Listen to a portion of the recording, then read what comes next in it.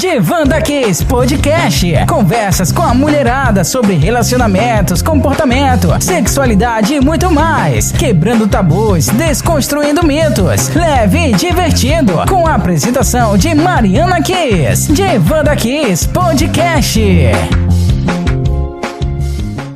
Diva linda e tumescente, amados da minha vida. Vocês gostaram da entrevista de semana passada?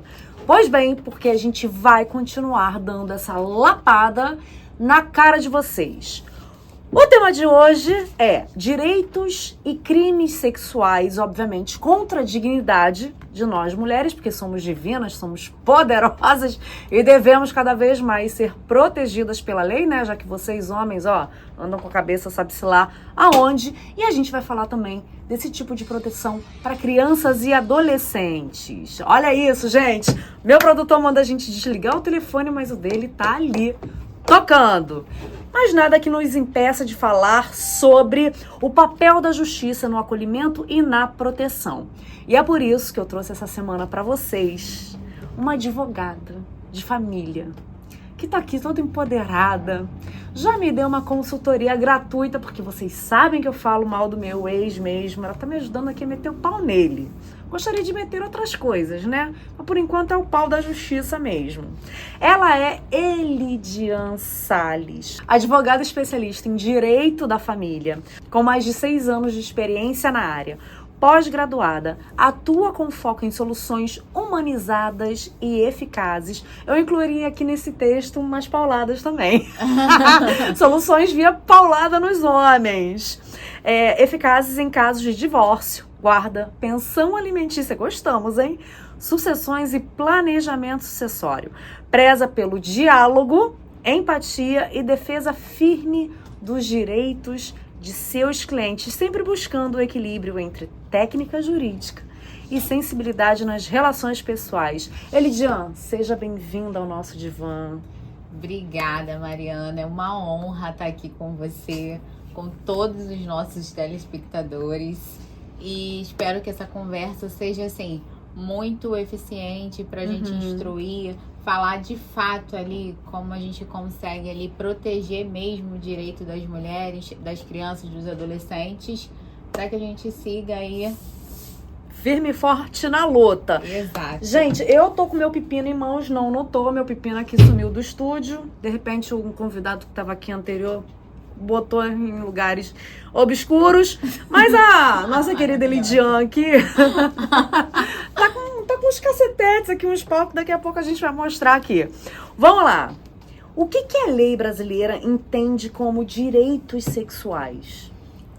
A lei brasileira, né? Vou falar assim, de uma forma bem clara para todos vocês. O que acontece? É a proteção de todos os direitos sexuais e liberdade do indivíduo quanto ao seu corpo, quanto às suas escolhas, quanto como ele deve se posicionar na sociedade, como quem pode tocá-lo, quem não pode tocá-lo, e a forma como a gente deve ter hoje, né? A gente tem um entendimento de liberdade sexual mesmo. A gente tem essa liberdade. Então é dessa forma que a lei brasileira entende.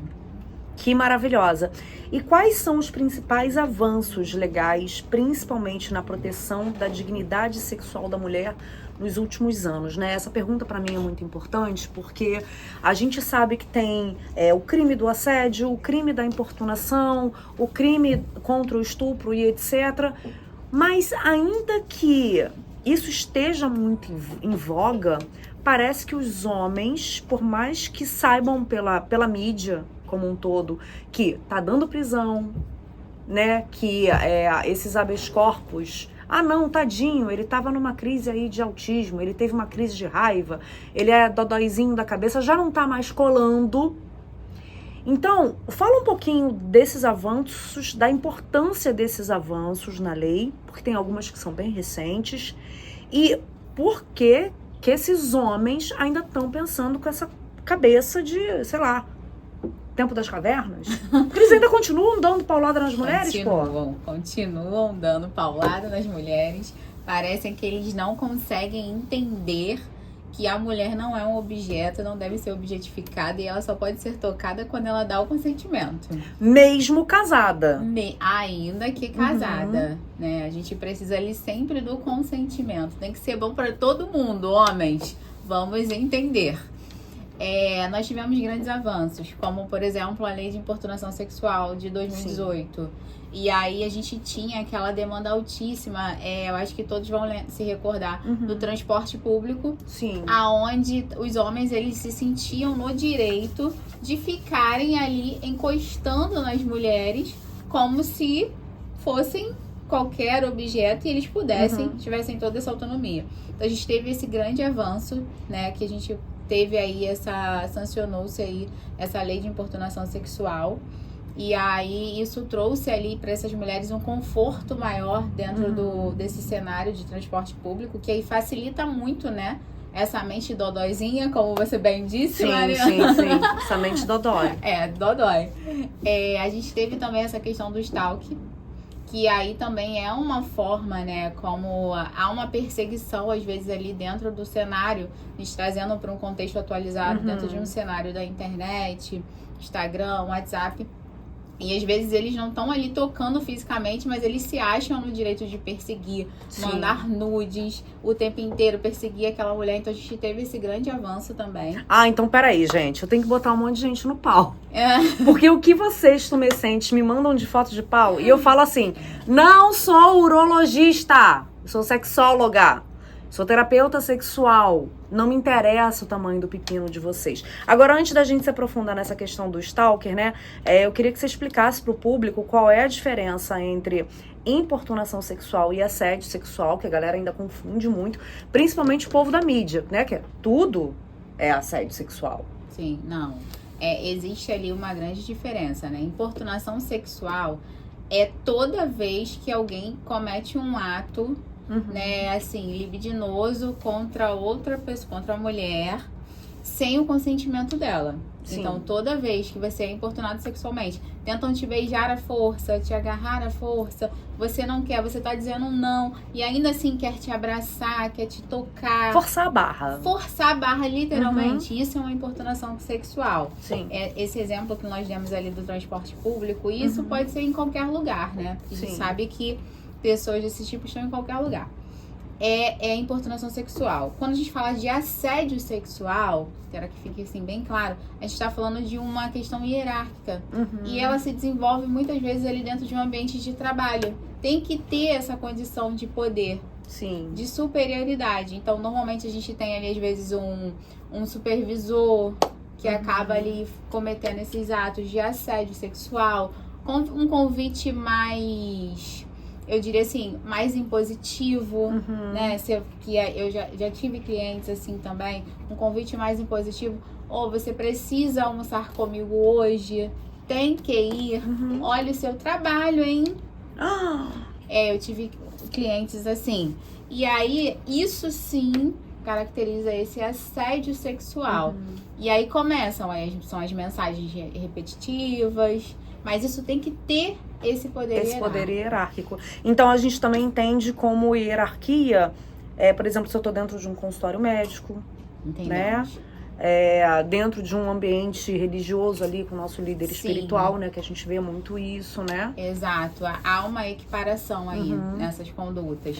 E o que a gente faz, Elidian, com esse esfrega-esfrega de ônibus? Porque... eu já até comentei sobre isso aqui algumas vezes, que existe um transtorno chamado transtorno froteirista. Frotter em francês é esse esfrega-esfrega. E aquelas bodegas daqueles advogados porta de cadeia, vem com habeas corpus assim, então é dodóizinho da cabeça. Não pode prender porque é dodóizinho da cabeça, gente. O que passa no seu coração quando você se depara com uma pessoa como essa? Com um coleguinha de trabalho que faz isso? Esse é um tema, assim, que a gente precisa tratar com o devido cuidado. Por quê? De fato, né, aí a gente acaba, às vezes, relativizando ali um transtorno. Sim. Como você bem sabe, eles existem, a gente acaba relativizando esse transtorno pela facilidade que se dá ali, pela soltura, às vezes, por não dar crédito a essa vítima mulher. Nossa, você né, falou tudo que eu agora. acho que é exatamente aí onde a gente precisa ter essa devida cautela.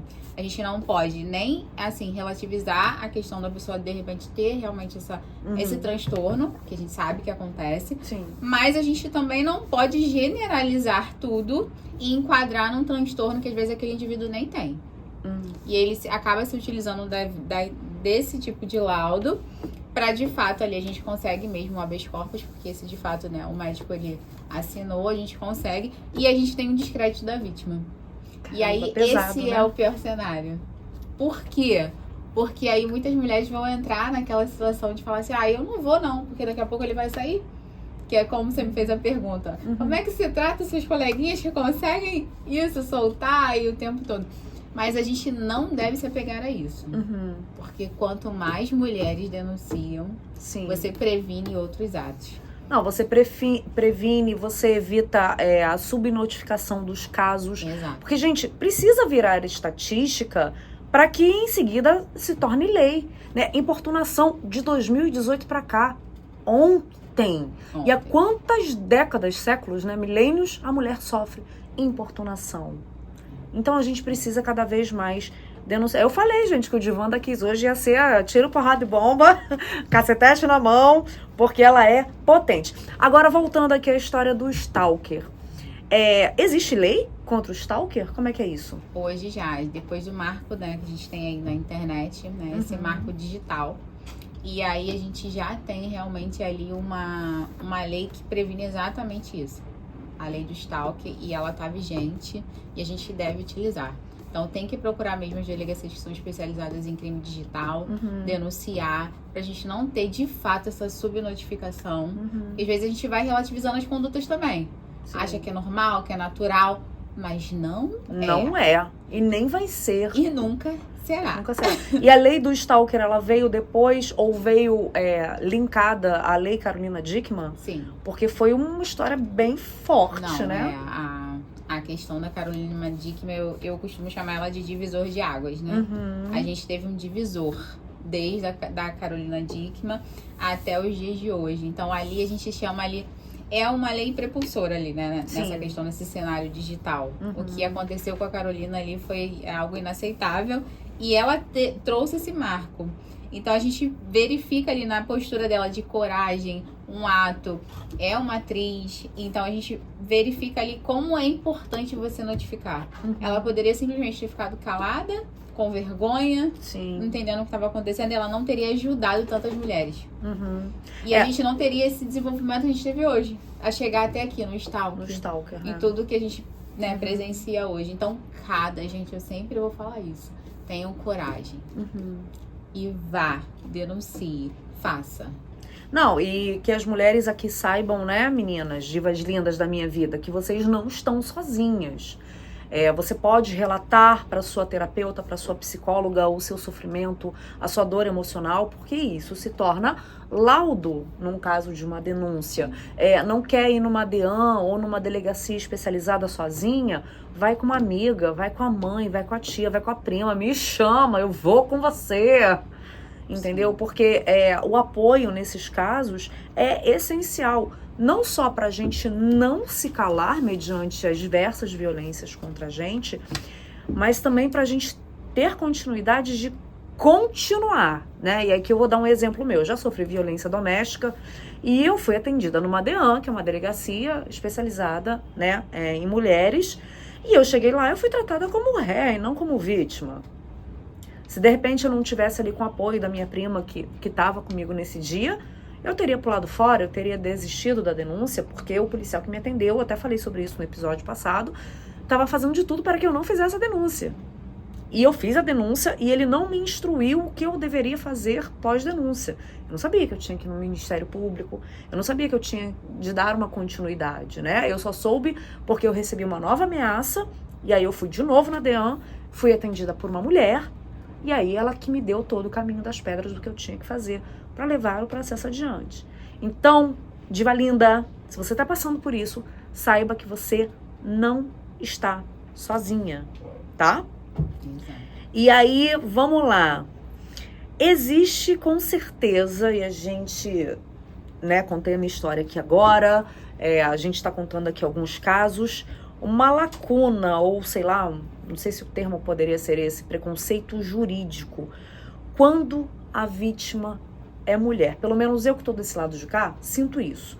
Você do lado daí, do direito, da advocacia, você sente isso também? Sinto. E assim, falo também como mulher, né? Então, toda a importância da mulher na sociedade como um todo, em ocupar lugares de poder o tempo todo. Como é importante a gente ter mulheres em todos os lugares, né?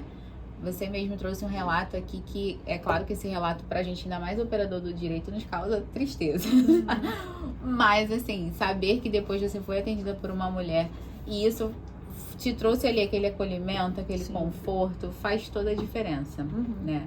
Hoje a gente tem, de fato, aí um movimento muito forte para que a gente tenha esse acolhimento, para que as delegacias elas estejam cada vez mais especializando ali os seus agentes, né, para tratar, para receber essa mulher. A gente ainda tem isso, de uma maneira que seja ela ali cultural, que seja assim, essa, de relativizar sempre essa palavra. Aí a justiça, aonde entra aí a justiça e o legislador? Ele foi lá, legislou e disse assim, ó, a palavra da vítima hoje tem força tamanha que a gente não precisa de mais um conjunto probatório para condenar um réu de estupro, por exemplo. Apenas a palavra da vítima já basta. Tá. E aí a gente generalizou. Você entrando nesse contexto aí, me lembrou agora da história da Mariana Ferrer. Uma menina que dentro de uma boate sofreu ali o estupro de vulnerável, né? Vulnerável porque embora ela não seja uma criança ou uma pessoa incapaz, mas ela estava num estado de embriaguez. E ela foi veementemente, né? O julgamento se deu durante a pandemia, foi tudo feito de forma online, e depois esse online veio para as redes, e ela foi ali descredibilizada o tempo todo. E aí eu te pergunto, isso acontece comumente ou aconteceu nesse momento porque eram juiz homem, advogado, promotor homem, defesa homem e o réu homem? Porque até da defesa dela, ela não teve defesa. Sim. A gente consegue perceber que existe uma diferença, de fato, quando a gente trata-se ali. Apesar de todos esses profissionais, né? Eles têm que agir de forma imparcial. A gente sabe que conta. A gente tem ali condutas, nesse caso em específico, né? Ele teve, assim, uma série de fatores que influenciaram também. Por exemplo, a gente teve uma propagação desse caso e aí a gente tinha até mulheres também condenando a Mariana, né? Condenando ela, assim, fizeram uma praça pública disso e condenaram e ninguém ouviu. A verdade é essa, ela não foi ouvida. Então, eu acho assim, homens, por favor, ouçam. Não tirem ali as suas conclusões porque ela é mulher, porque ela estava bêbada, embriagada, o que for, ouçam. Faltou uma escuta ativa. Sim, faltou uma escuta ativa e faltou também um entendimento profundo de sexualidade, porque uma das provas era a roupa dela ensanguentada, ou seja, foi a primeira ou uma das primeiras relações sexuais com penetração que ela sofreu. Deixa eu explicar uma coisa aqui enquanto sexóloga, tá? Vou até fazer um senta aqui no meu divã para explicar sobre isso. O ímen da mulher... Cadê minha periquita aqui? Peraí. Periquita. O ímen da mulher, que é essa membrana bem fininha que protege aqui o canal vaginal, ela não é vascularizada e ela não é inervada. Ou seja, a primeira relação com penetração aqui do pepino masculino na vagina, ela não tem que doer e ela não tem que sangrar. Então, o que é que sangra? É a violência da penetração. É a falta de excitação, é a falta de desejo nessa penetração. Então, a roupa dela ensanguentada não marca apenas que ela perdeu a virgindade. Eu nem gosto desse termo, tá? Não marca essa primeira relação sexual que ela teve. Marca uma penetração violenta. Então, é mais um motivo pelo qual aquele estupro realmente aconteceu e não foi um estupro culposo, que na época foi um termo que a mídia espalhou por aí. Vamos conversar sobre isso no segundo bloco? Vamos adentrar essa pauta no segundo bloco? E você, Diva Linda, você tumescente amado, enquanto a gente está no nosso intervalo, o que vai fazer? vai ali acessar o QR Code, porque o Divã da Kiss, por enquanto, é um programa independente, então a gente precisa do seu Pix, a gente precisa da sua força. Não quer fazer Pix? Entra no www.divandakiss.com.br e tem ali, ó, os 8 livros de Mariana, os 3 cursos de Mariana. Quer contratar a Mariana para fazer evento, para dar pau no marido? Não, mentira, dar pau no marido eu não faço a parte, não. Não sou advogada e nem pretendo ser. Então, acessa aí o meu site e dá uma forcinha aqui pro nosso divã. Segundo bloco no ar, e como vocês sabem, eu sempre abro com um quadro, e o quadro de agora é Reage Poderosa. Tu não tá satisfeita com a lapada que a gente deu em você no primeiro bloco, não, né? Então vamos de lapada aqui no nosso quadro. Diva linda, não é você que tem de se encolher para caber no mundo, ainda mais no mundo de outro alguém. É um mundo que precisa se ajustar para respeitar a sua liberdade mental, emocional, sexual e principalmente a sua liberdade de escolha e de vontade. Lapada nela, viu? Elidian, agora uma lapada aqui que tu vai dar no povo. Vamos. Estupro culposo. Existe isso dentro do campo jurídico? Isso movimentou imensamente ali o campo jurídico na época até. Por quê? Quando a gente fala assim, existe um estupro culposo, quando a gente está tratando de alguém que estava embriagado, a gente está com uma condição que não está dentro do que o ordenamento jurídico atende nesses casos de estupro, né? Uhum. A gente tem crimes que são culposos e crimes dolosos, mas não é o caso do estupro. Sim. Né? E aí explica para o público a diferença entre o culposo e o doloso. O culposo é quando a gente não tá com aquela intenção. Uhum. A gente vai, pega o nosso carro, sai de casa e cometeu um acidente ali. Saí de casa, tô com meu cinto, tô com a minha habilitação em dia, tô dentro das regras do trânsito. Não tô embriagado. Não estou embriagado e, infelizmente, aconteceu um acidente. Você queria atropelar alguém? Não. Você saiu de casa para atropelar alguém? Não. Então, você tá dentro de um crime culposo. Uhum. Quando existe ali o dolo, quando a gente tem a intenção, eu saí, eu quero atropelar o meu vizinho. Eu peguei meu carro, eu tô todo em dia, tá tudo ok, mas eu quero. Eu vou lá e cometo aquele ato. Então, isso é um crime, né, doloso, quando a gente quer cometer aquele ato. E aí, nesse caso ali, né, os agressores nesse caso foram absolvidos, dentro de uma questão ali de estupro culposo, que foi muito debatido à época. E aí houveram recursos, e aí depois, pra gente adentrar nessa seara, a gente teria que olhar bem ali como é que foi a decisão, o que o juiz entendeu naquele caso. Mas tratando do estupro em si, não deveria ser dessa forma. Caramba, brechas, e aí tem as interpretações também. Como é que fica a cabeça de uma mulher numa situação como essa? Eu teria, sei lá, entrado em depressão no mínimo, porque não é só o descrédito da sua palavra, mas toda uma violência envolvida, né? Como eu falei no bloco 1, ela sangrou ali na penetração, ela sentiu dor, não foi prazeroso. O sangue significa ali, é uma prova de que não foi consentido. Sim. Como é que fica a sexualidade dessa mulher após uma situação como essa? E se vocês não sabem, gente, mas já é comprovado que mulheres com câncer de mama têm uma forte tendência a terem passado por situações de violência e de estupro anterior. Não sei se você sabe disso. Mas uma vez eu corrigi um livro de uma psicóloga que ela falava exatamente sobre isso na história, e aí eu fui investigar, né? Porque era uma literatura, não era um livro técnico. Eu falei, mas o que câncer de mama tem a ver com estupro?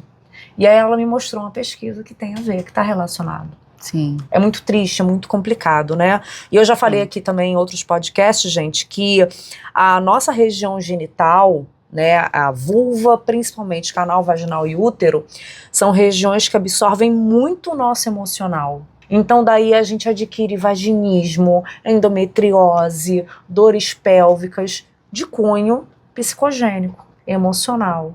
Nossa, eu não quero nem imaginar, né, como tenha ficado a cabeça de uma mulher assim. Sim. Mas você atende mulheres que foram vítimas e você defendeu e por algum motivo o agressor foi absolvido? Eu atendo vítimas que sim, já foram ali violentadas. E aí, nesse caso, o agressor ele não foi absolvido. Conseguiram sim um atenuante, diminuição da pena, mas a absolvição não. Ou seja, gente, Elidian Salles. Anotou esse nome aí, né, diva linda? E você, tumescente amado, você tem que ficar com medo dessa mulher. Essa mulher mete o pau mesmo, viu? Sim. Né? Agora vamos lá, vamos falar um pouquinho também de crimes sexuais contra as crianças. Porque eu atendo aqui muitas mães também que vêm com essas questões, né? Bullying, grooming, sexting, o que é, o que não é. O que a legislação prevê para proteger crianças contra crimes sexuais, principalmente na internet? Que é o que mais está rolando por aí, né? Sim. A gente teve até um avanço com relação a isso. Que as plataformas, elas também estão sendo responsabilizadas por propagar ali, seja a imagem daquele menor, seja uma pornografia, seja compartilhar. Então, hoje, a gente teve um avanço com relação a isso, para que a gente consiga proteger as nossas crianças. Sim. Mas, ainda assim, essa proteção precisa primeiro vir de casa. Sim. Porque quem é que vai proteger aquela criança? Fiscalizar a internet. É quem estar com ela todos os dias, né? Então a gente precisa entender o que a lei fez ali para proteger mesmo, que foi ali responsabilizar as plataformas. Quem de direito precisa ser responsabilizado. Mas a principal proteção, e essa nunca deve ser relativizada, ela vem de dentro de casa. É importante você falar sobre isso, né? Porque assim, eu tenho uma filha de 6 anos. Até ano passado ela estava numa escolinha, e aí ela com 5 anos, chegou em casa rebolando o bumbum. Aparentemente, quando você tá num ambiente familiar, né, você dança ali um funkzinho, parará, rebola bumbum. Só que, a meu ver, como mãe, uma criança de 5 anos ainda não sabe o que é rebolar o bumbum. E aí eu comecei a conversar com ela. Filha, não é um comportamento adequado para sua idade. Por quê, mamãe? Porque você vai entender a posteriori, parará, parará, parará. E eu virei na época pro pai dela e falei assim, olha, tá acontecendo isso e isso, tá se repetindo, eu tô muito preocupada, porque por mais que a gente em casa proteja, converse e fale, ela tem ali a influência dos coleguinhas da escola que sabe-se lá que educação ou que proteção tem dentro de casa. E a gente trocou ela de escola. Esse ano é impressionante, virou uma chave que ela dança qualquer coisa, ela adora TikTok, não sei o quê, fica ali dançando, gravando vídeo, eu não deixo ela colocar na internet, não deixo. Eu explico pra ela que é só quando ela tiver 18 anos. Claro que antes disso ela vai entrar, né? Mas é só pra ela não ficar perturbando. Sim. E aí, esse ano ela não rebolou o bumbum. Sim. Então são em atitudes assim bem sutis que, não, é inocente, deixa passar. Não deixa passar não. Não devemos deixar passar.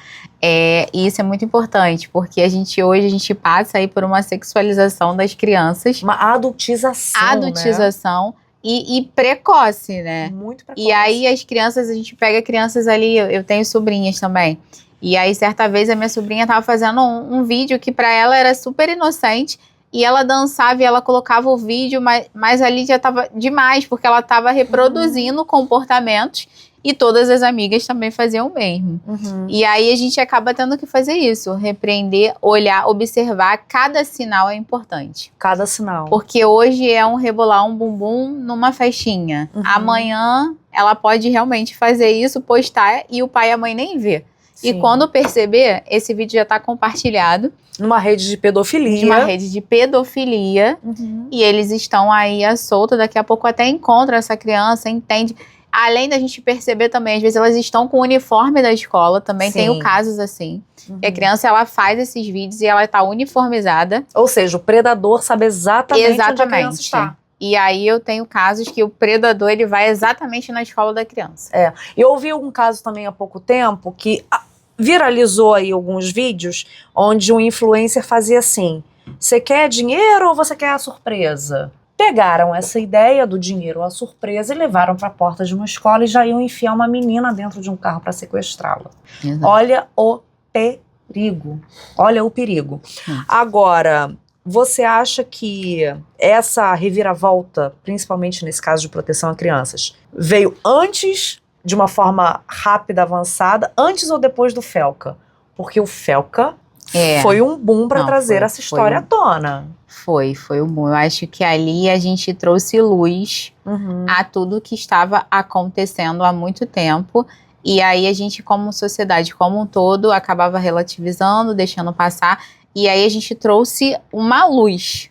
Ao que já estava evoluindo, Ao que já né? estava evoluindo, sem dúvida. Foi muito, muitíssimo importante isso tudo que aconteceu, porque trouxe essa luz. Eu ouvi ele em alguns programas, ele falou que ficou 1 ou 2 anos pesquisando essa temática. E que essa temática lhe causava tanta repulsa que ele, assim, trabalhava meia hora, vinha a repulsa, ele parava.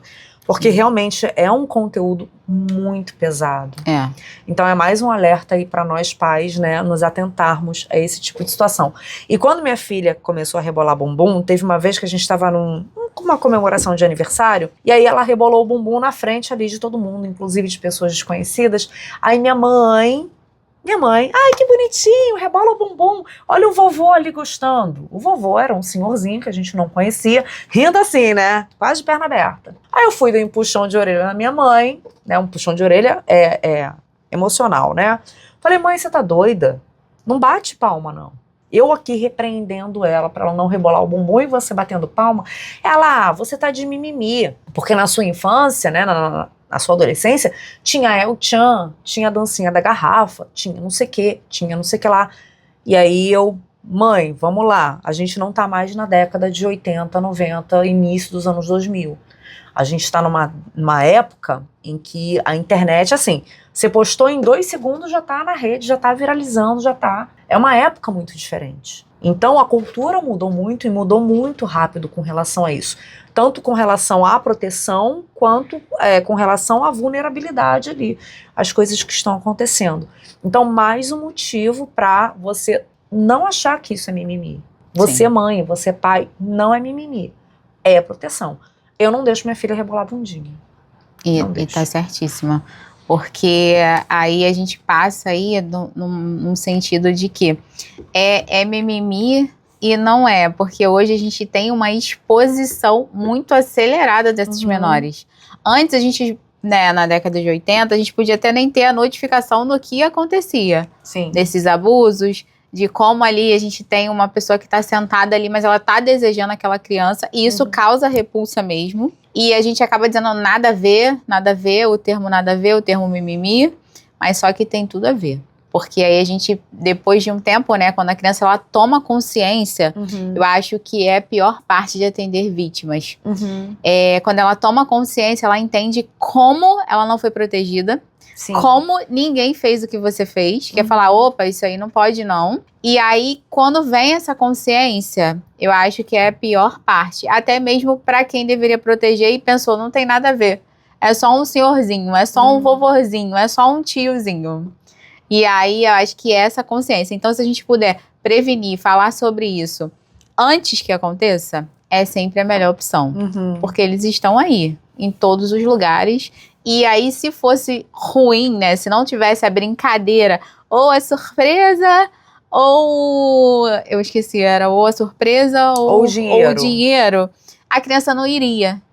Porque quem vai pra perto de alguém que te causa uma repulsa ou um medo?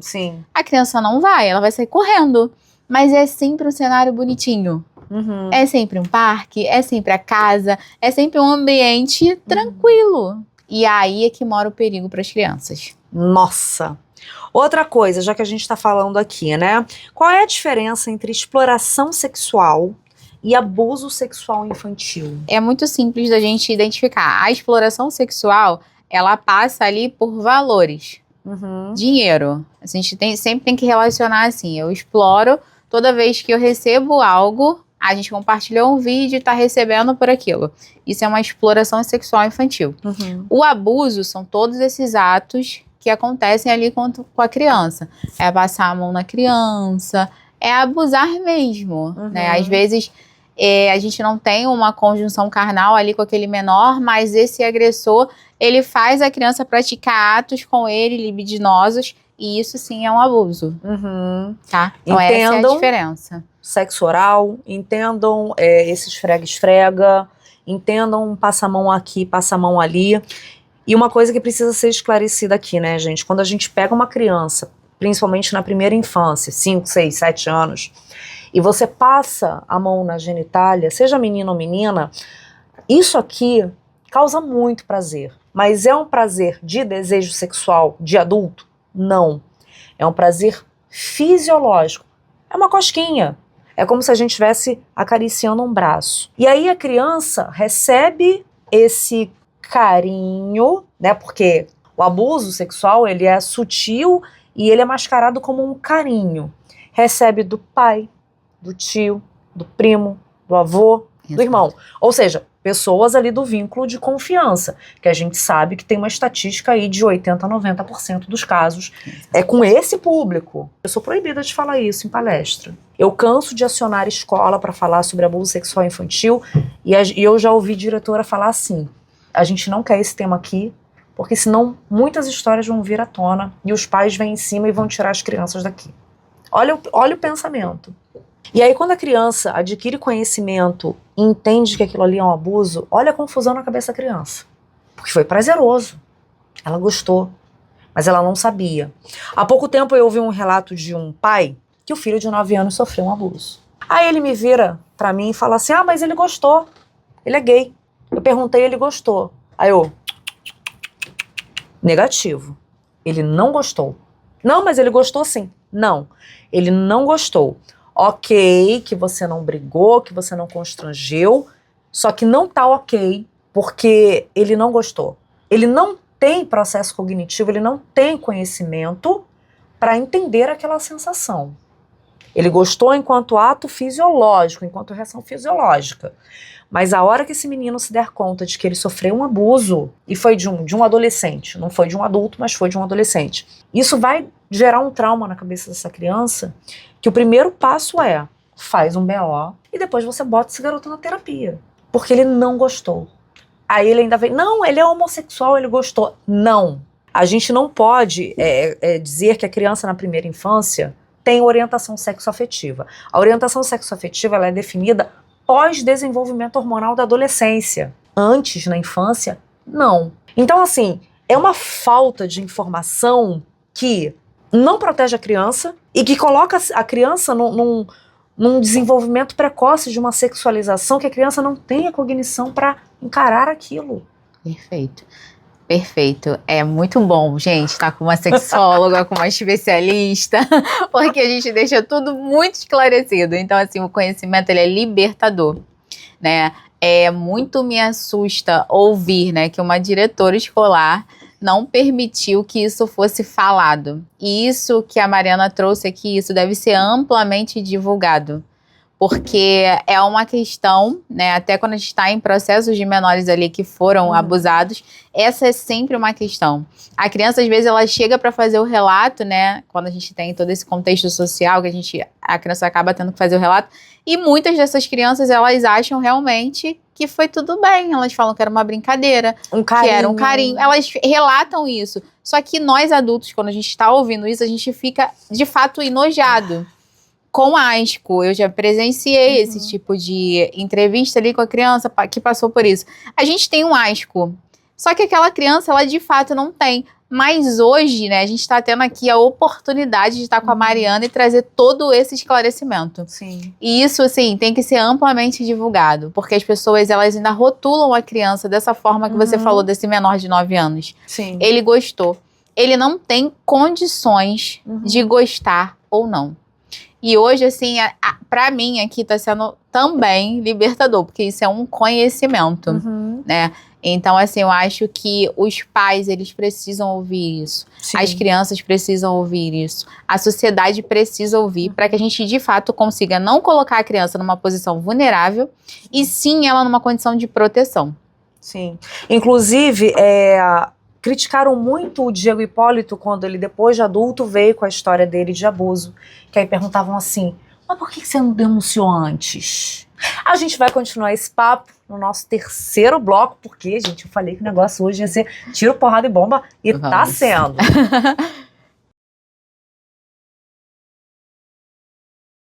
Maridos, tapem seus ouvidos. Eu já dei uma lapada nela, agora lapada em você, tumescente amado. Toda segunda-feira no @DivandaKiss no Instagram, eu solto uma caixinha de reclamações que a mulherada mete o cacete no marido, no crush, no enforcado, naquele cara que não paga a conta do motel. Essas vergonhas que vocês passam, tumescentes. Então vamos lá. O marido tapem seus ouvidos de hoje é o seguinte: tem homem que ainda acredita que ser casado dá passe livre na cama. Acorda, meu bem! Casamento não é contrato de uso livre do corpo dela. Casamento é parceria. Se ninguém te falou isso, eu tô te falando agora. Sem consentimento, até dentro do casamento, é violência. E a gente vai abordar o assunto aqui, estupro marital.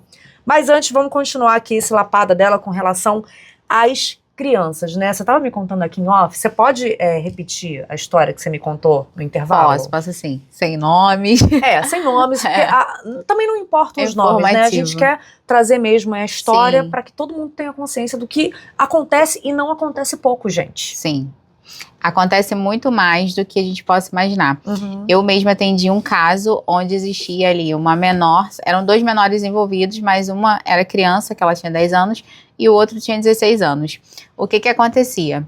Ele cometia esses abusos com essa menina, com essa criança, quando ela achava que aquilo ali era uma coisa natural, era um carinho, era uma coisa normal. Por quê? Porque ninguém, eu digo pai e mãe, falaram, instruíram e mostraram pra ela que ela mesmo com 10 anos poderia passar por esse tipo de violência. Exato, não teve a informação.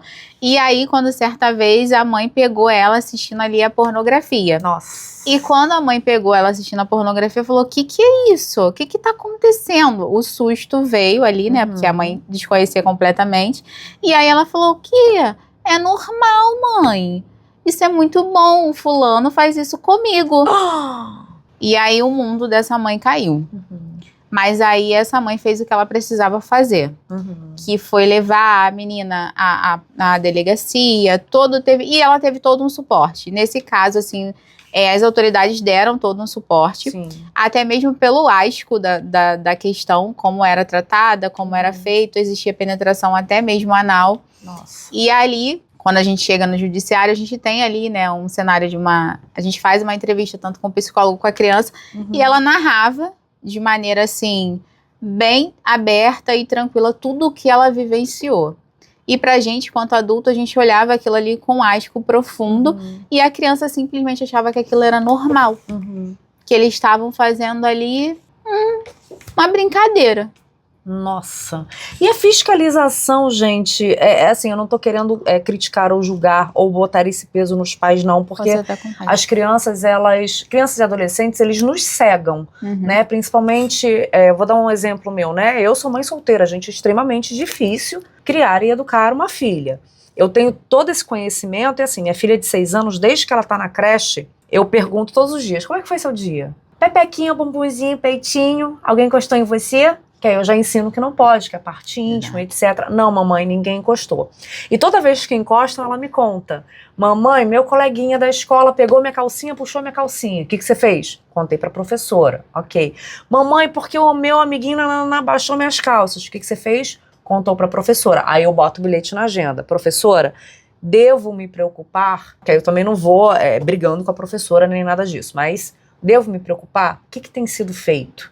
Mas também ninguém quer educação sexual nas escolas. Também ninguém quer. Sim. Todo mundo foge. E aí um dia desses, uma amiga minha, ela tava de biquíni, tocou na barriga dela. Ela veio, mamãe, tia Sabrina tocou na minha barriga. Pode? Olha a saia justa pra mim. Aí eu expliquei, filha, tia Sabrina é sua tia, né? Não tem maldade, mas é importante que você conte sempre pra mamãe. Porque a tia Sabrina não tem maldade, mas de repente pode ser um tio. Sim. Por exemplo, eu não gosto que ela sente no colo de nenhum tio. Sim. Sempre falo, tomou banho na casa do seu pai? Quem foi que lavou a perereca? Fui eu. Então tá, é você que lava a sua perereca agora, é você que lava seu bumbum agora. Né? Gente, eu fui casada com um homem, mas me desculpa, eu não boto minha mão no fogo por nenhum homem. Nem por mulher, porque mulher também abusa de criança. Sim, muito.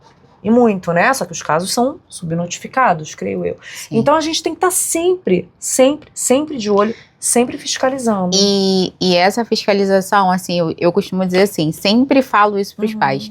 Com criança é melhor a gente pecar pra mais. Sim. Sempre. Pelo exagero. É melhor a gente pecar pra mais sempre. E nesse caso, né, trazendo esse contexto mesmo dessa proteção, os abusos, eles aconteciam nesse ambiente familiar. Nossa. E era às vezes com todo mundo em casa. Era numa festa, e aí eles se ausentavam pra ir num quarto jogar um videogame, brincar. Então, assim, olha a importância do que você faz com a sua filha. Que ela ali, ela vai te contar o que aconteceu. Provavelmente, se tivesse tido, assim, né? Jamais a gente vai culpabilizar ali mãe, pai, que a gente entende que às vezes a gente não espera que isso vá acontecer em hipótese alguma. Mas esse cuidado, essa forma de conversar abertamente é o que vai proteger. Outra coisa que eu sempre falo com ela, desafio, já botei na cabeça dela que desafio de internet, eu não gosto desse tipo de vídeo e que não é legal porque machuca a criança e a gente sabe onde é que esses desafios estão levando. Outra coisa que eu sempre falo com ela é segredo. Segredo você só tem com mamãe. Nem com papai, nem com vovó, nem com vovô. A vovó é doidinha da cabeça, tá em outra geração. Segredo é só com mamãe. Isso é muito importante, porque a primeira coisa, o primeiro discurso desses abusadores, né? Depois do carinho, é carinho, faz parte, é legal, é comum. Esse é o nosso segredinho, tá? Eu sempre falo com ela. Segredo só com mãe. E assim, falando em segredo, a gente passa também, eles sempre vão agir dessa forma, é nosso segredo, é nossa brincadeira, mas normalmente, como isso acontece no ambiente familiar, às vezes não é notificado, porque vira um segredo até pra família. Então, quando você diz assim, ninguém quer tocar nesse assunto, seja no ambiente religioso, seja na escola, por que a gente não quer tocar nesse assunto? Porque a gente vai falar que o agressor tá dentro da casa. Tá dentro de casa. Às vezes eu vou ter que falar que o agressor é o seu marido, é o seu filho, é o seu irmão, é o seu pai. Aí o segredo, ele é mais abrangente ainda. Porque a família também quer manter aquilo em segredo. Sim. E ninguém tá pensando naquela vítima, naquela criança. Então, o que eu digo? Se você souber de um segredo, faça o que precisa ser feito para proteger aquela criança. Porque esse agressor que é o avô, que é o irmão, ele não tá fazendo aquilo ali só com aquela criança. Provavelmente ele já fez com outros. Sim. E às vezes até da mesma família. E aí a gente vai deixar isso acontecer por quanto tempo? Sim. Esse abusador que eu contei essa história, que é um adolescente, né, que abusou desse menino de 9 anos, ele já tem um histórico das crianças ali do condomínio terem medo dele. Exato. Então, é um comportamento recorrente. Sim. Que precisa de um basta, né? Enfim, depois eu perdi o contato desse meu cliente que me veio com essa história. Agora, gente, eu atendo muito em consultório como terapeuta. Mulher, quando vem com histórico de vaginismo ou falta de desejo, na hora da investigação ali do passado, tem um trauma, tem um abuso e geralmente é pai. E homens, já peguei muito homem com disfunção erétil porque fazia meinha na infância. Meinha são os amiguinhos brincando ali de espada. Ou então que transava com irmã. É muito pesado, gente. Tá dentro do ambiente familiar. Só 10% ali estão do lado de fora. Esse ego que pai e mãe têm de se eu vejo fazendo isso com meu filho na rua, eu vou, faço e aconteço. Pega isso e traz para essa consciência que você falou. Faça o que precisa ser feito. Senão depois você vai estar entregando para a sociedade uma criança que também pode se tornar um adulto abusador, embora não seja regra, mas é uma das estatísticas, né, dentro desse tipo de transtorno, ou então uma pessoa extremamente traumatizada ou extremamente compulsiva, porque você tem pessoas que têm aversão a sexo por conta de um trauma passado, e você tem pessoas extremamente compulsivas por sexo por conta de trauma passado. Então, assim, é muito grave, gente. Aí vai muito além da esfera criminal. Sim. Vem pra coisa da humanidade também. Né? Que crianças que a gente está colocando nesse mundo. Tem uma outra situação, para puxar o gancho aqui para exploração. Tem uma série da Bruna Surfistinha, agora eu não sei qual é o canal. E aí tem uma passagem que é uma adolescente que procura a Bruna Surfistinha admirando o trabalho dela dentro da prostituição. E ela, pelo menos eu achei isso muito bacana da série, fala para essa menina para não entrar nesse meio, que não é um meio de glamour, que não é um meio que dá dinheiro, né? Não é porque a história da Bruna Surfistinha enquanto prostituta veio ali no cinema, né, interpretada pela Débora Seco, aí vem toda uma glamourização daquilo. Não, gente, a vida real, o buraco é muito mais embaixo. E aí na série mostra que mesmo a Bruna Surfistinha dizendo pra menina não entrar nesse meio, a menina vai e entra nesse meio. Aí vem não apenas a exploração sexual infantil, porque ela é menor de idade, mas vem também o tráfico humano. Que aí uma coisa acaba muitas vezes levando a outra. Exato. Né? E aí nós pais, a gente numa dessa perde um filho que desaparece no mundo. E aí, por falar nisso, como é que tá essa história aí desse crime de tráfico de pessoas? Vocês conseguem, enquanto advogados, fazer alguma coisa, prevenir? Tem algum programa de... não sei. Isso aí, a gente tem ali uma organização muito forte, né, por trás dessa questão do tráfico humano, porque não é tão simples assim a gente fazer um tráfico humano. Então, a gente tem aí, né, pessoas muito poderosas que acabam se envolvendo nisso, mas isso é uma realidade maior do que também a gente possa imaginar. Caramba! É uma realidade. É uma realidade. E aí a gente precisa, de fato, assim, ter cuidado com as companhias que os nossos filhos andam ali, né?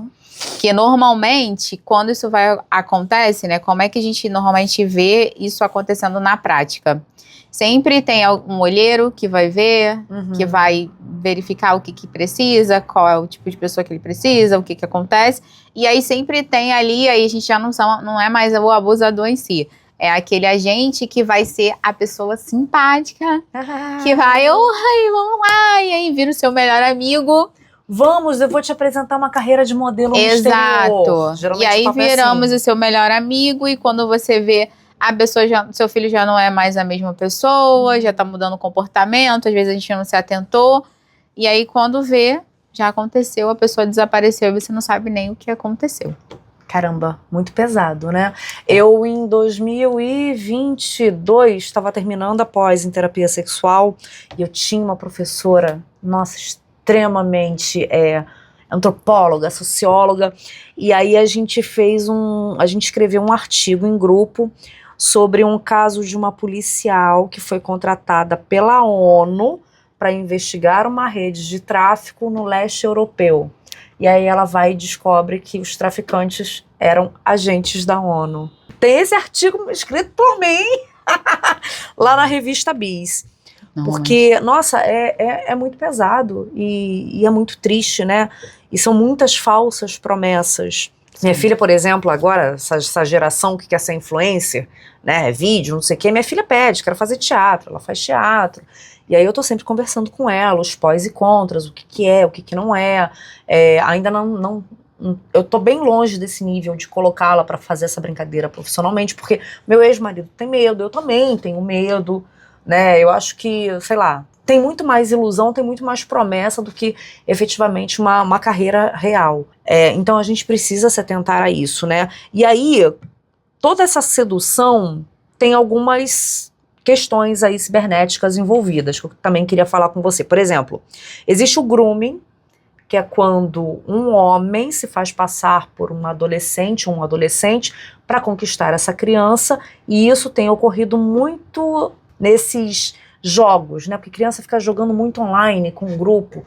Gente, muito cuidado, pode ser um adulto. Agora, então, com esse lance de inteligência artificial, que você muda não só a voz, mas você muda toda uma fisionomia. Há pouco tempo a novela Travessia falou sobre isso. Tem também o sexting, que é a troca de textos e imagens de nudez. Sexting entre adultos saudáveis que estão ali se paquerando, ok. Sexting relacionado a crianças e adolescentes, não pode, gente. A gente tem que ficar de olho, né?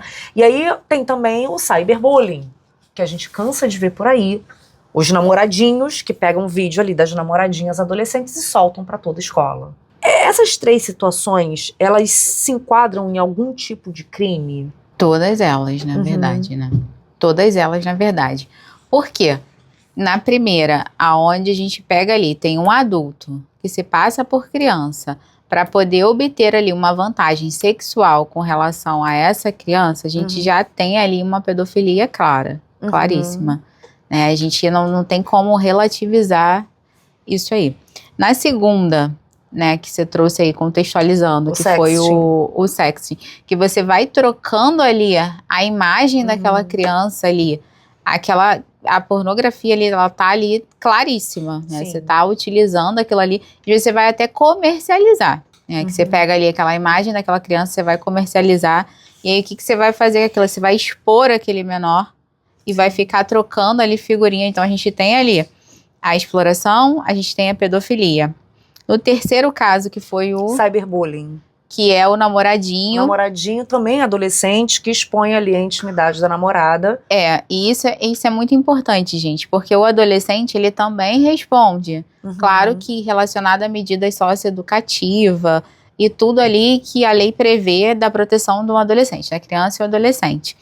Mas ele também responde. Ele não pode simplesmente expor uma namoradinha que passou um conteúdo ou uma troca de mensagens e fotos com ele ali e expor essa menor e achando que simplesmente não terá nenhuma punição. Porque tem também. Vocês ouviram, né, ô pepininho, os adolescentes? Porque numa situação como essa, a menina é ridicularizada, a menina é diminuída na escola. Vejo casos de meninas que, Deus me livre, se suicidam por conta de histórias assim, e elas são colocadas como a vagabundinha, a vulgar, ela pediu para ser exposta, enquanto esse tipo de situação para o menino o garoto é o garanhão. Sim. Ele pegou, ele fez e aconteceu. Ela sofre, nesses casos, uma violência psicológica altíssima ali, né?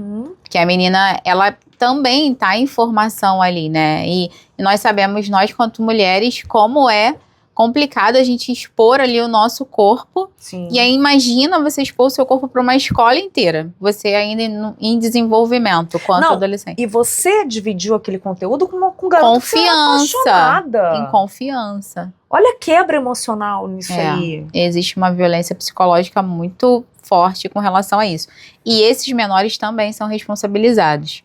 Então, pais e mães não podem relativizar essa conduta. Se a sua filha sofreu isso ou está sofrendo, a gente precisa também denunciar esse menor. Tá? E aí vamos ser sinceros aqui, essas medidas socioeducativas para esses menores funcionam? Eles conseguem se reintegrar socialmente de uma forma mentalmente saudável? Ou seja, não fazem mais isso? Muitas vezes, sim. Nesse caso em si, que a gente está conversando aqui, sim. Porque às vezes eles estão simplesmente passando ali, achando que essa conduta, ela não é uma conduta marginalizada. Ela é uma conduta pura e simplesmente de compartilhar. Olha, eu sou realmente o garanhão que compartilhei. Então, quando ele chega ali, né, na vara da infância e juventude, que ele é advertido muitas vezes verbalmente ali pela juíza que está atendendo ali, né, até na capital é a Flávia, ele tá atendendo e ela vai fazer uma advertência mais séria e às vezes vai até acumular com alguma medida. Em regra, esse adolescente, o que ele não ouviu em casa, que ele precisava ouvir do pai e da mãe, ó, isso aqui é uma mulher, você não pode expor, você tem que respeitar e fazer, funciona. Porque a gente tá falando desse tipo de conduta, restringindo aí, né, a pergunta, porque senão a gente vai ampliar muito o que... Senão vão ser 4 horas de podcast aqui. Vamos, mas restringindo exatamente para esse caso em específico, por muitas vezes funciona. Porque eles chegam lá, eles sentam mesmo ali como equiparação, tá? Porque menor não é réu. Sentam ali, tomam essa advertência verbal, olha só, você sabe que não pode fazer? Que é assim que funciona? Que a sua coleguinha é vítima? E aí eles tomam esse... choque de realidade. E aí entendem.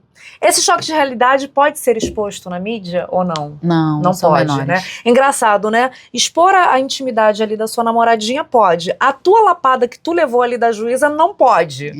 Mas tudo bem. Tudo bem. Vamos colocar isso num cinema, numa série... Porque essa lapada, esse choque de realidade, precisa ser viralizado também. Né? Bom, enfim. Se eu fosse advogada, gente, eu acho que eu não ia viver 2 anos eu ia morrer, alguém ia me matar, porque eu ia dar uma safanada nesses clientes. Não ia prestar, Deus não dá asa à cobra, né? Ainda bem que colocou na minha frente o microfone e não o vademecum. Senão eu pegava o vademecum e pá! Não, PC? PC, já deu tempo aí? Já? Gente, a gente fala, viu? Muito. O papo aqui é sério. Ó, vamos pro nosso quarto bloco. Nosso quarto bloco tem rapidinha.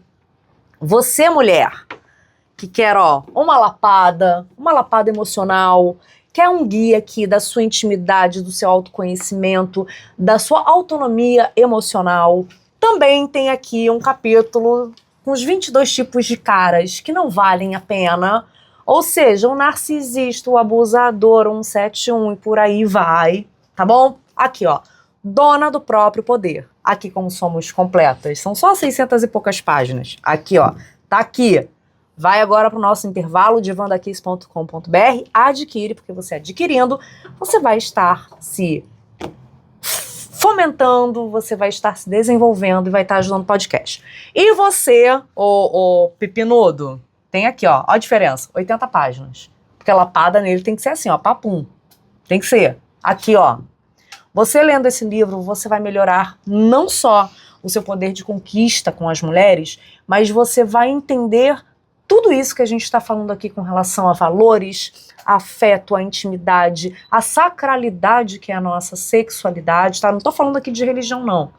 Tô falando de sacralidade, de respeito, de autorrespeito, de respeito ao corpo da outra, do outro com quem você está se relacionando e principalmente, né, essa mudança de crenças para que vocês passem para as suas crianças. Porque eu já estou ensinando a minha filha.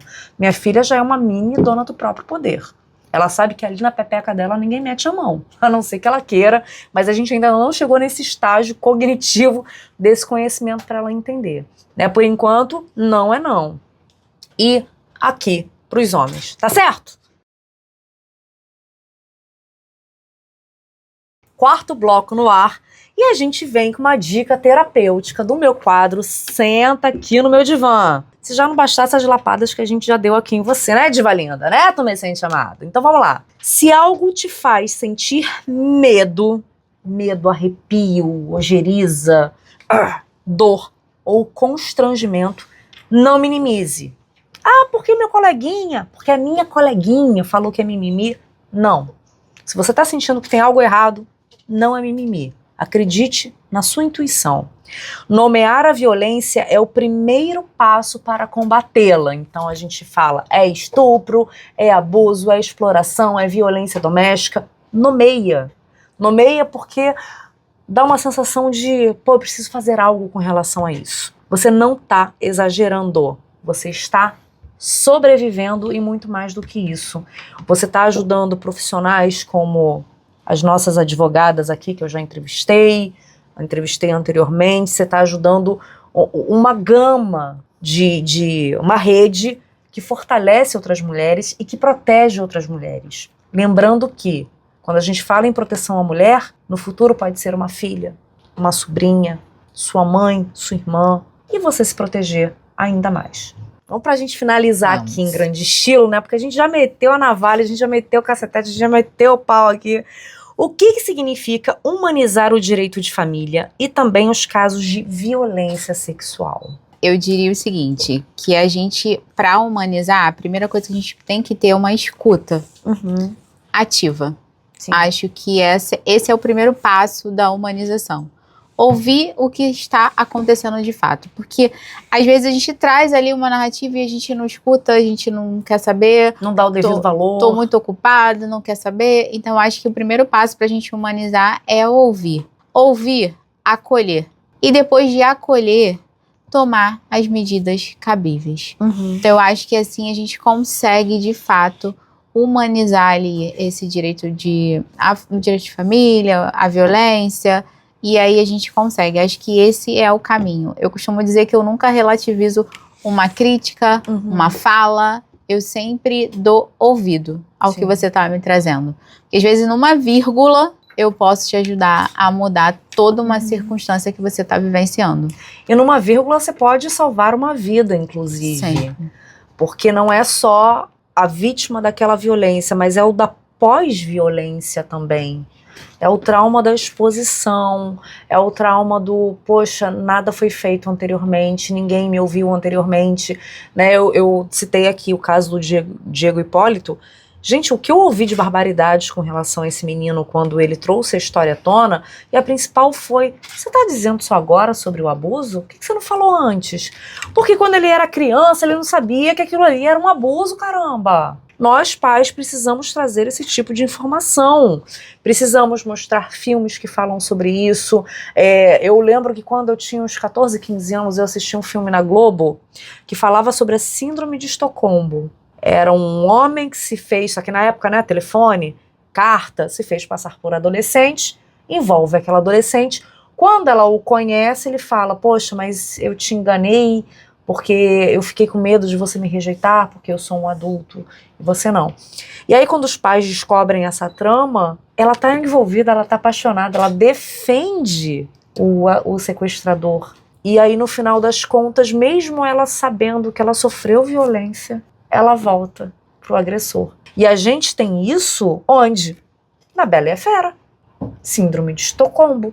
A naturalização de você se envolver, perdoar, ter afeto, ter amor por aquele que te sequestrou. Exato. Né? Como é que a gente naturaliza também o estupro? A importunação. Branca de Neve, ela tava ali. Aí vem um príncipe que ela nunca viu na vida, beija ele, acorda. Peraí, ela pediu pra ser beijada? Ela não pediu. Bela Adormecida, pediu pra ser beijada?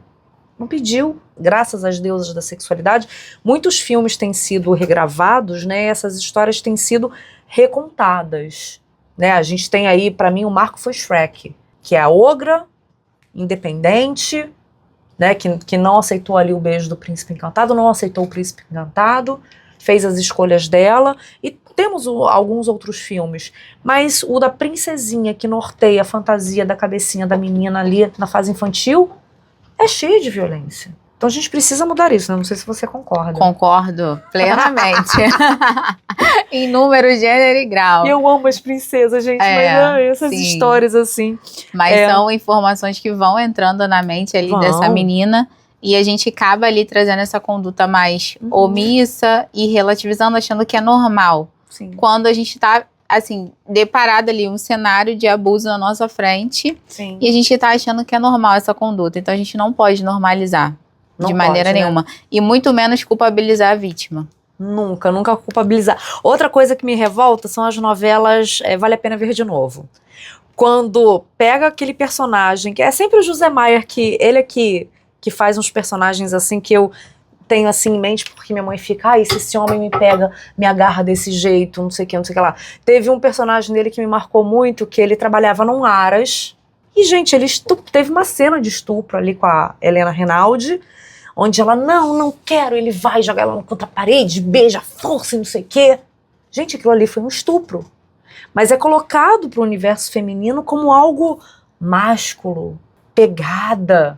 E minha mãe, né, a geração da minha mãe, se um homem me pegasse assim... Não, eu não quero que um homem me pegue assim. Quando eu digo não, não é não. E precisa ser respeitado como não. Sim. Isso não é história da carochinha, enfim. Tem muita coisa errada que não tá certa. São os apertões, né? Que ele joga a pessoa na parede. E a mulher, né, nessa época, né, do Vale a Pena Ver de Novo, ela não conseguia, de fato, se posicionar e falar não ou sim. Então, a gente tem que aprender mesmo ali que o não e o sim, eles foram feitos para ser ditos. Exatamente. Ou eu não quero, ou eu sim quero. Não é cu doce, como falam por aí, não é charminho, não é joguinho de sedução. Sim. Já falei aqui, quer aprender aqui como se conquista uma mulher? Aqui, já citei. Tem que olhar. A paquera foi recíproca? Ok, chega pra conversar. Mas não chega apertando, não chega falando uma sacanagem, não chega... Vai conhecer a mulher. Enfim, o que você diria para uma mulher que acha que não adianta denunciar? Seja o caso em que ela recebeu violência ou que tem um filho ou uma filha ali que recebeu violência. Vamos lá. Gente, denunciar é um ato de coragem, sempre. Então, não fique com a mentalidade de que não fazer é melhor porque, ninguém vai me ouvir, porque ninguém vai fazer. Não, a gente precisa ir lá e denunciar. Então, eu costumo usar uma frase que às vezes ela é muito prática, mas que ela funciona para destravar nossos gatilhos mentais. Faça o que precisa ser feito. Fala ali pra câmera. Faça o que precisa ser feito. Não se importe com o que o outro vai pensar ou vai fazer. Vai lá e faça. Tenha você a coragem que você precisa ter. É isso. E você, mulher, muito cuidado com o que você aponta para outra mulher. Porque pode ser com você.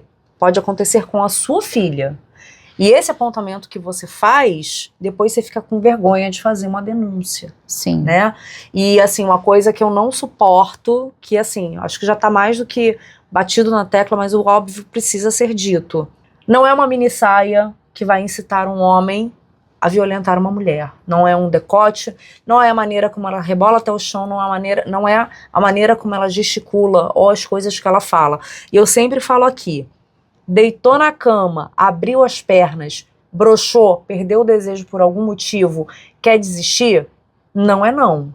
Isso. Até porque existe o estupro marital. Fala um pouquinho do estupro marital, pra ver se Existe. essa mulherada aí se Existe. conscientiza do que é isso. E não é não. E pegando um gancho exatamente do que você falou, né? Que ali, a roupa, ela não vai ditar o porquê que tá acontecendo aquele estupro. Sim. A vestimenta jamais, assim, a mulher, ela tem direito de colocar a roupa que ela quiser.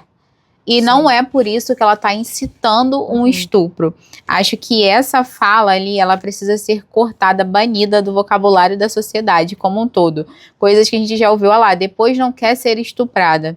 Eu acho que isso são coisas que a gente deve banir. Ou pediu pra ser Ou estuprada. pediu, ou quer. Por quê? Porque ela tá com decote, porque ela tá com uma Sim. saia. Não, ela não pediu. Então, se fosse assim, a gente não teria estupro de vulnerável. De criança, de bebê. E a gente não teria estupro de mulheres usando burca. Exatamente. Porque E aí a existe gente também. também tem ali, assim, jamais assim, a gente entra num cunho religioso, mas tem mulheres que andam com roupa aqui e são estupradas, né? Violentadas ali, e aí fica tudo trancado ali, fechado e ninguém fala. Segredo. Segredo, que a gente já falou aqui. Ou então, o caso de estupro, né? Quando você falou aí da questão da religião. Não, mas é direito do meu marido usar o meu corpo porque Não é. eu me casei com ele. Eu tenho que fazer isso porque faz parte ali do meu papel de mulher dentro do casamento. Não, esse, né, ali não é o papel da mulher, ela tem que fazer aquilo, ela precisa fazer aquilo. Às vezes você simplesmente não quer, e o não é um não e tem que ser respeitado. O marido, ele é seu marido, ele não é seu possuidor. Então, todas as vezes que uma mulher, seja numa relação, né, conjugal ali, de casamento, marital mesmo, ela não quer praticar um sexo com aquele marido, ela não é obrigada a fazer isso. E se ele forçar, ela foi violentada. E como é que prova isso? Porque é difícil de provar, né? Sim, aí o ato de coragem é maior ainda, né? Porque aí ela vai ter que ir lá e denunciar que o marido dela, né, Uau! a estuprou. Caramba! Ui! Negócio esquentou aqui, gente. Ó, vamos pra nossa rapidinha aqui. Vamos. Porque aí depois da rapidinha, eu quero que você dê umas dicas aí de como as mulheres podem denunciar ou quando são caladas, né, tem alguns gestos específicos. E aí eu também quero que você mande aí as suas redes e como o pessoal te procura, porque é muito mais do que um podcast, muito mais do que transmitir informação. Isso aqui é uma pauta de utilidade pública e ela precisa ser repassada e usada como um instrumento de defesa e de denúncia também. Mas vamos lá. Vamos pro Rapidinha com a Kiss? Vamos. Pra gente dar uma leveza mais ou menos, viu? Ai, Porque o negócio aqui tá bravo tô também. preocupada. Vamos lá, perguntas bem rapidinhas. Elidian, assédio ou importunação? Qual é o mais comum nos tribunais? Assédio, importunação. Ah, importunação. Tá crescendo o caso de denúncias? Muito. O caso mais revoltante que você já defendeu? Estupro de vulnerável. É pesado, né? Dá vontade de dar uma cacetada. É pesado. A justiça é cega ou é seletiva? Eu diria que seletiva. Seletiva por quê? É, assim, a gente tenta tratar os iguais na medida das suas desigualdades. E aí a gente acaba tendo mesmo ali essa seletividade, tá? As proporções, né, que a gente chama. Então a gente trata isso aí como seletividade. Caramba. O maior tabu do direito da família? Ah, a violência doméstica, né? São esses abusos que acontecem nesse ambiente familiar. É o que a gente já falou aqui, são os segredos, né? Qual é o direito mais violado das mulheres? Sexualidade, sem dúvida. Eu diria que a sexualidade vem primeiro e depois é a violência psicológica. É Mais do que a violência física? Sim, sem dúvida. Porque ela é muito sutil, né? Sim. Ela é mascarada como tô te protegendo, sou seu marido e tô cuidando de você. É esse instinto da posse mesmo, né? Porque eu diria assim, a sexualidade ali, né? Essa violência sexual, ela tem esse desdobramento para violência física. Porque é sempre nesse contexto de possuir.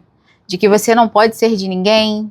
Então a gente sempre, quando você ouve as narrativas ali, quando você tá em 90% dos casos, é sempre por quê?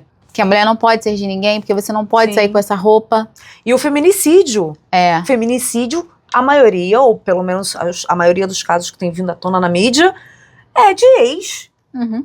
Se não é minha, também não vai ser de Exatamente. mais ninguém. É isso. Então, eu acho que essa questão sexual, ela tá sempre ali no contexto. Uma lei que você gostaria de mudar. Eu acho que eu não mudaria, assim, né? Porque mudar é uma história muito forte, né? Que a gente tem aí na Lei Maria da Penha. Mas eu acho que com o decorrer dos anos a gente acrescentaria algumas coisas. Alguns agravantes? Sem dúvida, sem Uhum. dúvida. Eu acho que a gente tá precisando mesmo ali acrescentar. Mudar, não. Acho que foi um marco importantíssimo. Sim. Assim, sem dúvida, a gente tem uma mudança depois disso, mas eu acho que a gente pode começar a pensar em acrescentar. Maravilhosa. E o que você acrescentaria? Eu acrescentaria exatamente essas questões mais sutis, que às vezes a lei ela não tá ali abrangendo, no sentido de não sai com essa roupa, tá? Ó, tá olhando por quê?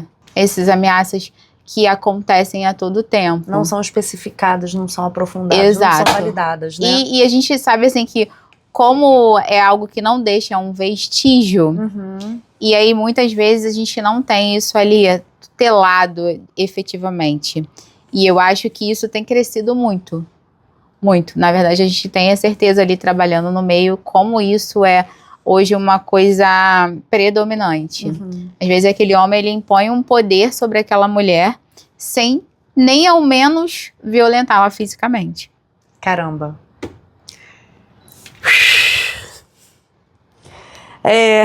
Qual é a idade mais vulnerável para abusos, segundo sua experiência? Ah, sem dúvida ali na faixa de 4 a 12 anos a gente tem essa vulnerabilidade maior, sem dúvida.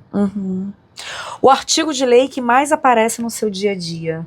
Ai, gente, eu sou péssima em lembrar números. Então fala só sobre a lei.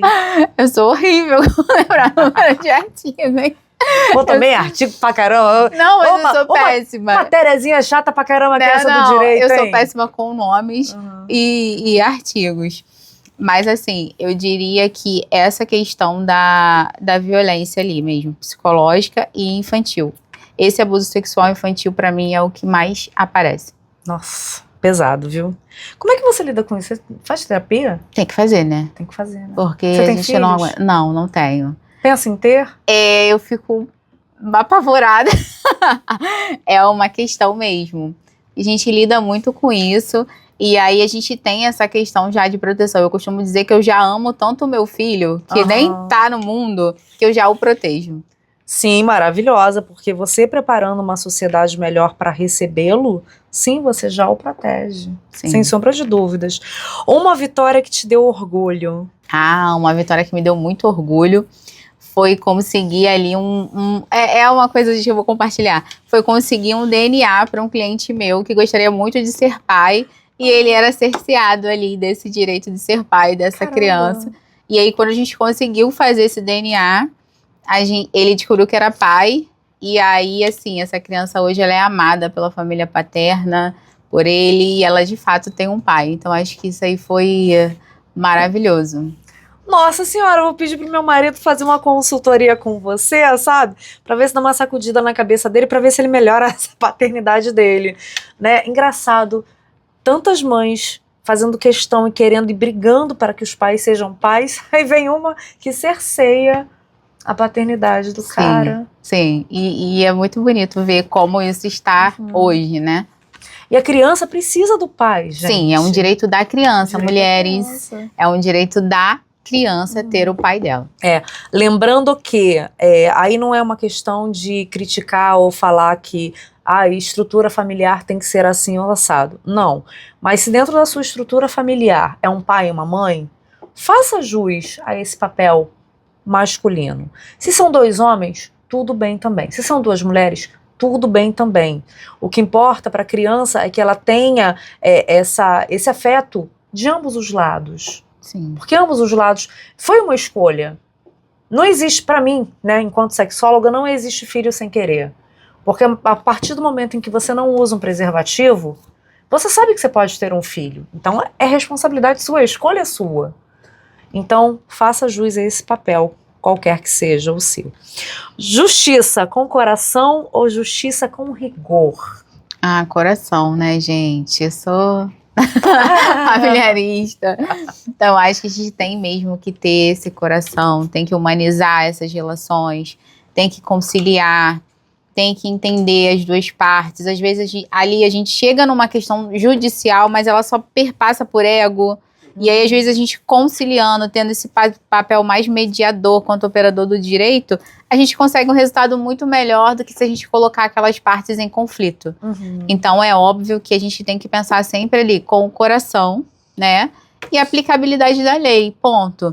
Mas a gente deve olhar essas relações ali exatamente um pouquinho. Sai e olha de fora, vê o que está acontecendo e às vezes você vai conseguir uma solução muito melhor para o seu cliente do que deixar ele sentado diante de um juiz discutindo e brigando. Nossa, sensacional! E como que o povo te procura? Podem me procurar nas minhas redes sociais, DR Elidian Salles, tá? Eu tô lá com conteúdos para vocês, me chamem, tô aí. Gente, essa mulher é porreta, viu? Pode entrar em contato com ela para resolver aí tua causa, porque a vitória é certa. Isso. Muito obrigada pela sua participação. Eu sempre procuro, né, revezar pautas mais engraçadinhas, mas eu gosto muito de trazer utilidade pública para cá, porque de pouquinho em pouquinho é um Reels ali, outro ali, que a gente viraliza, algo que é muito importante, que é a defesa às mulheres, é a defesa às crianças, às pessoas vulneráveis, incapazes e por aí vai. Então eu te agradeço muito sua participação, seu tempo, seu sorriso, seu coração aberto e que você tenha muito, muito mais vitórias no seu trabalho. Obrigada, Mariana. É uma honra estar aqui. Diva linda e tumescente chamado, cadê meu pepino? Não sei, ficou na mochila, tá perdido por aí, de vez em quando eu pego ele perdido no chão. Recado é o seguinte, viraliza esse episódio, manda para aquela sua amiga que é mãe, manda para o seu pai, manda para sua mãe, manda para todos os seus familiares. E no final das contas, cuidado com o amor de pica, porque quando bate fica. Hoje eu fiz um reel, gente. Quer dizer, eu fiz hoje, mas já foi ao ar aí algumas semanas, do transtorno da pica. Já ouviu falar? Transtorno da pica. Depois eu me controlo. Que não é sobre tchaca-tchaca na buchaca. É sobre engolir coisas tipo caneta. Enfim. Então, muito cuidado com o esporro da pica. Quando bate, fica. E cópula tergo pra sua semana. O Divã da Kiss Podcast. Tem mais conteúdo, venha comprovar. Com a mulherada vamos conversar sobre tudo que interessa, vem chegar pra cá. Divã da Kiss Podcast. Essa é a sensação, vem também, não perde tempo não. Divã da Kiss Podcast. Aqui é sem comparação, conversa séria e também diversão. Divã da Kiss Podcast. Aqui é para você e vamos juntos surpreender. Divã da Kiss Podcast. Se não conhece, vem conhecer, você não vai se arrepender. Divã da Kiss Podcast. Conversas com a mulherada sobre relacionamentos, comportamento, sexualidade e muito mais. Quebrando tabus, desconstruindo mitos. Leve e divertido. Com a apresentação de Mariana Kiss. Divã da Kiss Podcast.